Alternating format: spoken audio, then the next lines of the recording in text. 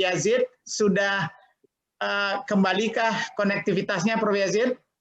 Sudah, yang lain aja lupa ya, saya terakhir aja nanti. Oke, ya. Baik, kita lanjut kepada Bapak Dr. Insinyur Ishani.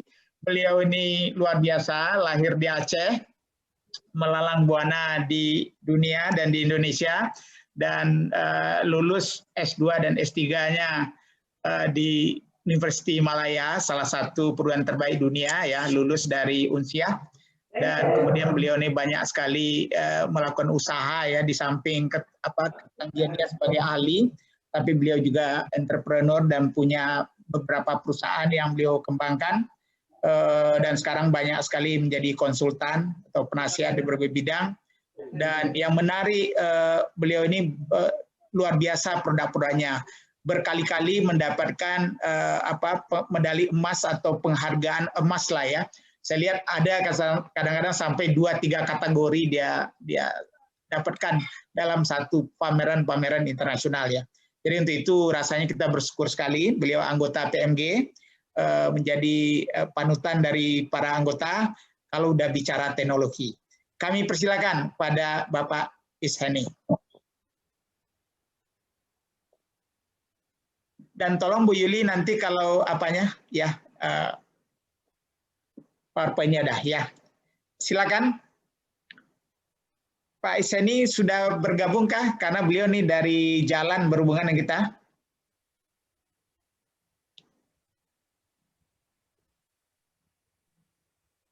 Halo Pak Ishani.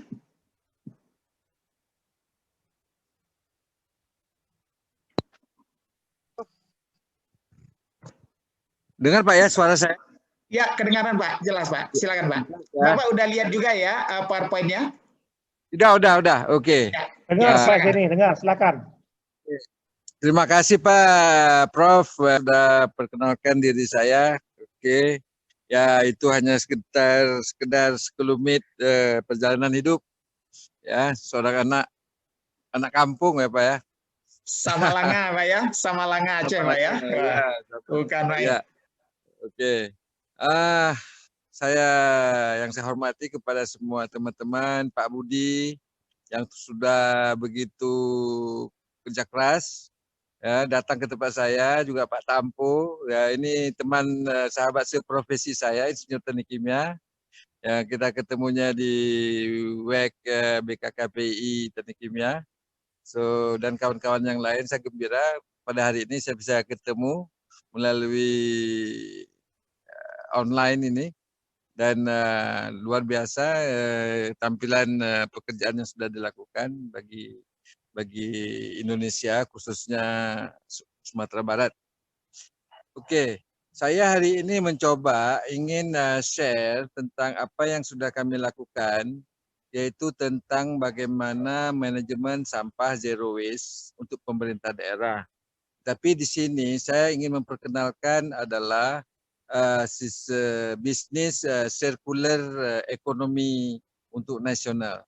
Jadi apa yang kita ingin lakukan adalah yang selama ini kalau kita perhatikan dari awal hingga akhir itu adalah bisnisnya itu input itu ada cost, kemudian proses, kemudian baru output kita dapat revenue. Nah, untuk circular ekonomi yang kita ingin sedang kembangkan ini, ya itu input saja kita sudah dapat revenue, kemudian prosesnya, kemudian outputnya pun kita dapat revenue. Meaning is ada dua revenue, satu cost yaitu OPEX. Nah, oke. Misi dari perusahaan kami, grup kami itu namanya Sampangan Indonesia. Sampangan itu singkatan dari sampah menjadi pangan. Nah, apa misinya adalah satu menyelesaikan masalah sampah. Kenapa menyelesaikan masalah sampah? Ini adalah sumber karbon yang sangat diperlukan nanti untuk menjadi tools untuk meningkatkan kualitas tanah, meningkatkan produksi pertanian, mengurangkan biaya kos pemeliharaan pertanian, perkebunan, perikanan dan sebagainya, sehingga menonaktifkan penggunaan bahan pupuk kimia dan pestisida kimia, sehingga petani itu bisa betul-betul mendapatkan income yang lebih besar daripada sebelumnya. Teknologi ini kita sebut bagaimana tanah bisa memproduksi pupuk secara alamiah sendiri untuk keperluan tanaman. Dan teknologi inilah yang sedang tren dikembangkan di seluruh dunia, sehingga tidak lagi bergantung dengan pabrik pupuk kimia yang sebelumnya sangat merajai penggunaannya di sektor pertanian. Oke, yang kedua adalah misi kita pengolahan sampah zero waste. Jadi sampah ini betul-betul menjadi masalah nasional, masalah semua Pemda, khususnya Sumatera Barat. Ada beberapa pemerintah daerah, pimpinan sudah datang ke tempat saya di Serang. Itu bagaimana mereka untuk melakukan kerjasama untuk mengelola sampah zero waste di daerahnya. Baru saja kemarin itu Bapak Wali Kota Pariaman yang sangat semangat untuk bagaimana secepatnya saya tuh harus ke Pariaman setelah Lebaran, insya Allah. Nah, pengolahan sampah zero waste ini adalah itu sampah masuk ke lokasi pemprosesan itu tidak ada lagi residu, dan yang dihasilkan adalah produknya berupa karbon, itu adalah untuk revitalisasi tanah, ya, kemudian ada di situ biodiesel yaitu liquid smoke, itu adalah untuk pembasmi hama tanaman, dan ada namanya liquid carbon organic fertilizer, itu adalah pupuk untuk tanaman yang menggunakan karbon. Nah, perubahan nyata ya dari dalam hitungan minggu bukan tahunan ya, untuk kalau kita menggunakan sistem karbonisasi. Jadi sistem yang kita kembangkan adalah sistem karbonisasi, sehingga kita bisa mesinnya tuh kita install dalam hitungan minggu dalam instalasinya. Jadi langsung kita bisa gunakan, dan dari sistem modular sangat efisien. Kemudian yang terakhir, semua teknologi yang kita kembangkan dan mesin produksi yang kita ciptakan itu punya sertifikasi internasional, dan nasional juga punya reputasi yang cukup baik.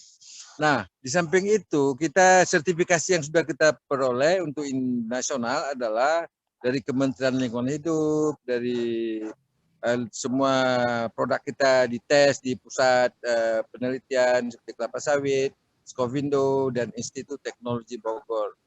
Dan rekam jejak mesin teknologi yang kita kembangkan itu sudah sampai ke Bali, itu sekitar sudah 18 unit mesin di 7 provinsi, dan kita didukung oleh multi organisasi, international organization, mulai dari UNDP, NPEC, International Trade Center, Impact Hub, DBS Foundation. Jadi kita tuh punya reputasi yang cukup baik di dunia internasional, dan ini memudahkan kita untuk mengintervensi ke negara-negara internasional dengan membawa teknologi Indonesia ke tempat mereka.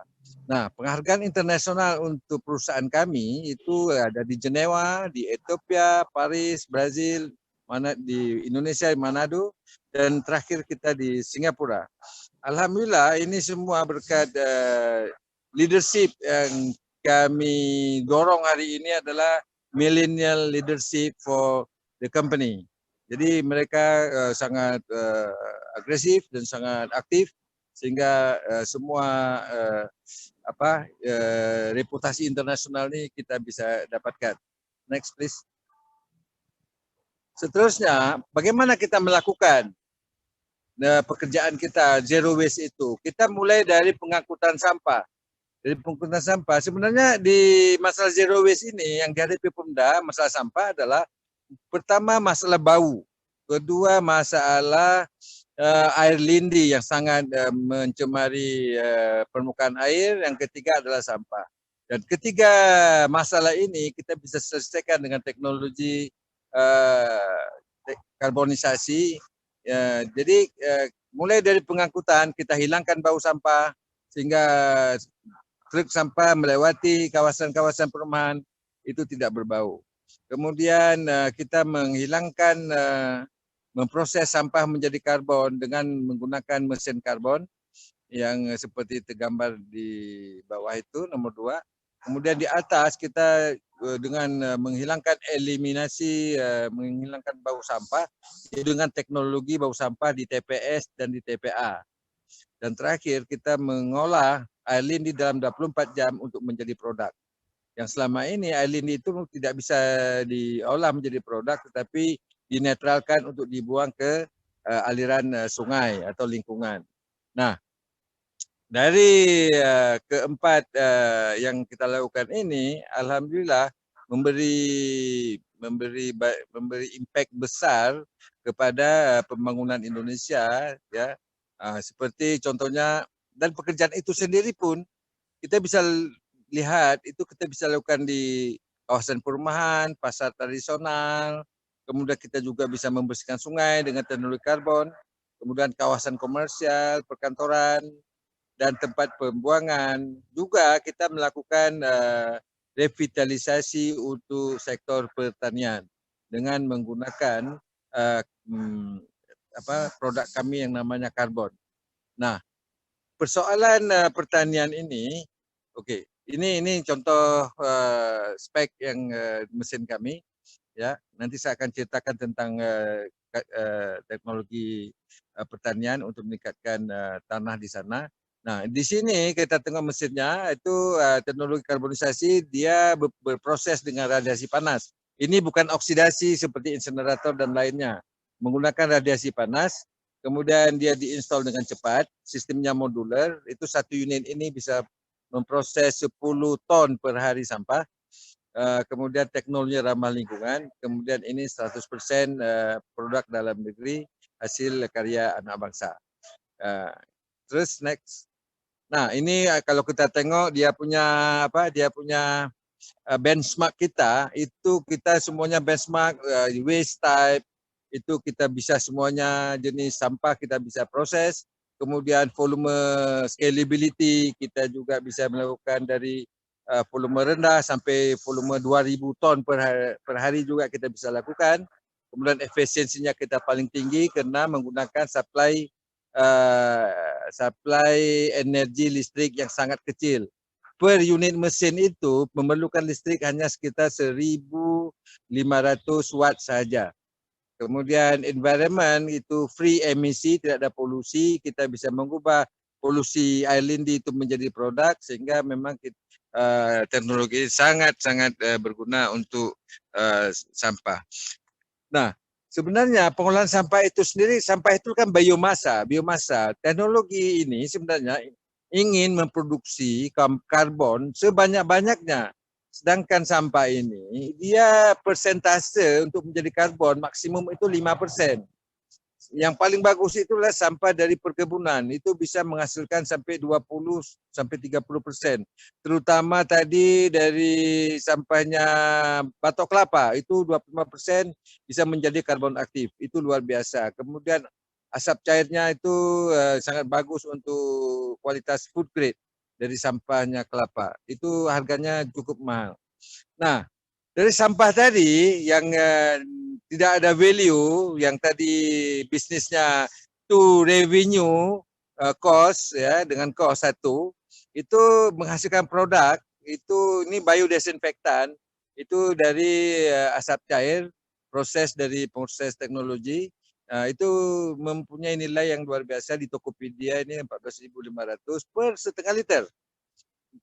Jadi harga biodesinfektan ini dari penggunaan sampah itu lebih mahal dari BBM. Kemudian karbon yang kita hasilkan itu 1 kilogram itu 5.000 per kilogram. Artinya 1 ton itu 5 juta.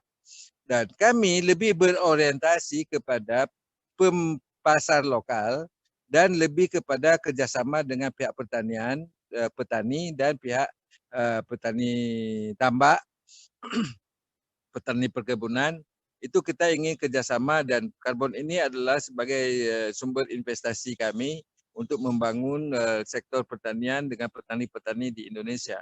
Dan ini produk kami yang sudah established di market sekarang ini. Terus next, dan satu lagi produk, semua teknologi ini didukung oleh teknologi kami yang pertama yang memiliki international patent, itu biocatalyst fuel saver. Di mana teknologi ini juga adalah sangat berkaitan dengan perkembangan industri pertanian, di mana semua alat pertanian itu memerlukan bahan bakar. Dengan menggunakan biocatalyst ini, bahan bakar itu bisa dihemat sampai 30%. Karena dia biocatalyst ini bekerjanya adalah untuk menyelesaikan semua masalah mesin, itu bisa diselesaikan dengan biocatalyst fuel saver ini. Ini teknologi biocatalyst. Nah, bagaimana kami itu memproduksi karbon. Jadi sampah fresh yang sebelah kiri itu sampah fresh dibungkus, sampah pasar, kemudian dimasuk ke mesin rotary sieving mesin ini untuk memisahkan itu antara organic waste food. Organic waste food itu kita gunakan, itu langsung kita bisa jual dalam bentuk pakan untuk maggot, peternak ayam, peternak bebek, dan dalam bentuk fresh dan juga dalam bentuk pellet kita bisa buat sendiri. Dan sebenarnya ini sangat mendukung kepada yang tadi Pak yang peternakan tadi, mereka ini kita bisa kerjasama dengan untuk menghasilkan pakan yang kita kelola sendiri dengan biaya murah, dan ini adalah sumber yang luar biasa. Saya bisa produksi ini satu hari bisa 10 ton food waste organik yang bisa kita blending dengan sumber organik seperti dedak dan sebagainya untuk pakan ternak, sehingga kita bisa menurunkan biaya pakan ternak paling minim, sehingga bisa meningkatkan produksi margin margin produksi untuk pertanian, peternakan dan juga perikanan dalam sektor ini. Dan itu adalah mesin kami, mesin karbon kami yang kami install di Kota Serang. Kemudian sebelahnya adalah itu biodigester yang kami tanam di dalam tanah, itu bisa menghasilkan biometan sebagai sumber listrik untuk kegiatan kami. Terus next please. Nah, ini kondisi TPA di Kota Serang. Ini jadi yang study case-nya itu sudah saya bicarakan, itu bau sampah, itu kita bisa selesaikan teknologi menghilangkan bau, TPA over capacity, kita bisa lakukan dengan teknologi land clearing, air lindi kita rubah jadi produk, kemudian sampah harian kita habis dalam waktu yang singkat, pada hari yang sama habis sampahnya. Terus next, sekarang saya coba menunjukkan proyek di pertanian. Mungkin ada di-share oleh teman saya, anggota saya, Surya, please. Bisa sharing. Nah, ini proses landfill di Cilowong. Yang kalau bisa yang itu yang ya please Surya. Yang proyek pertanian kita di Pengalengan. Jadi kita ada proyek di Pengalengan itu hortikultura, yaitu kita membuat proyek perkebunan sayuran, itu sawi dan kol, itu hasilnya luar biasa dibandingkan dengan menggunakan pupuk kimia, dan sehingga ini berkelanjutan bisa dilakukan. Dan kami berharap kami akan di Sumbar nanti kita juga akan melakukan kerjasama dengan petani untuk melakukan melakukan proyek pertanian yang nanti ini dia proyek pertanian yang sedang kita lakukan ini di Pengalengan. Ya, ini kita menggunakan free, tidak menggunakan sama sekali pupuk kimia, dan kita yang pertama adalah ingin mengolah tanah. Sebenarnya tanah itu adalah sumber yang harus kita muliakan dan harus kita pelihara dengan baik. Jadi karbon itu kita letakkan di galian yang sudah kita gali, yang kita campur dengan pupuk kandang, ya. Oke. Dan ini ada formulanya, per lubang itu kita berikan sekitar 100 gram organik, pupuk kandang, 250 gram karbon setiap lubang. 1 hektar itu totalnya itu lebih kurang 5 ton karbon dan sekitar 1,5 ton itu pupuk kandang. Dan ini kita nanam sawi dan kubis di sini. Oke, tolong dipercepat Pak Surya. Ya, ini kemudian kita aduk dia sama ininya karbonnya dengan tanah, kita tutup balik, kemudian baru nanti kita tanam ininya. Ini ya, kita mulai menanam itu sawinya, ya. Ini tanpa biochar.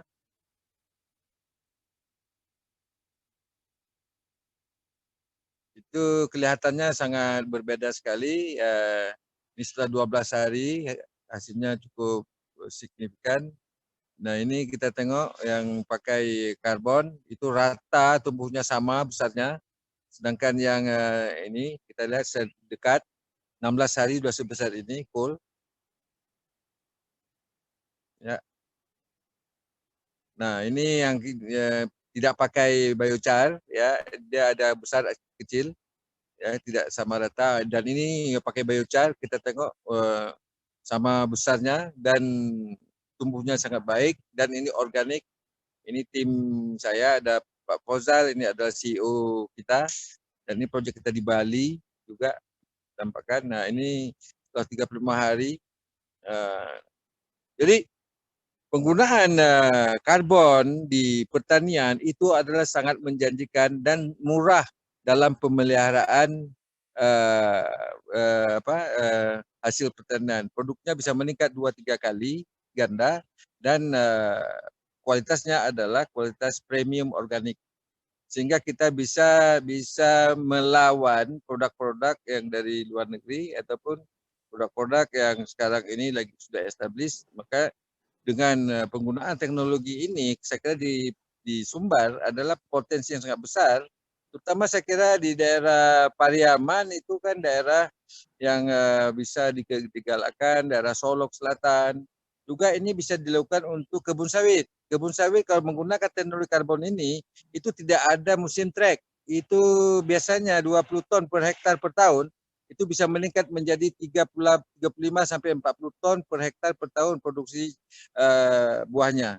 Sehingga luar biasa bisa dikembangkan dan tidak ada masalah tentang cuaca, apakah cuaca kering sehingga menghambat produksi. Dengan ini kenapa bisa begitu?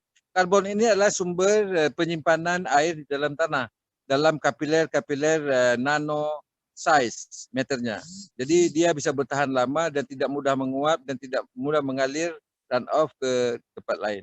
Saya kira itu dulu Prof. Fazli. Terima kasih banyak Dr. Insinyur Ishani, ya, luar biasa. Kita banyak menunggu nanti nih kerjasama dengan Sumbar, baik tingkat Pemda maupun juga di tingkat komunitas, ya, komunitas pertanian. Berikan tangan pada Dr. Insinyur Ishani Muhammad Nur. Kita lanjut dulu kepada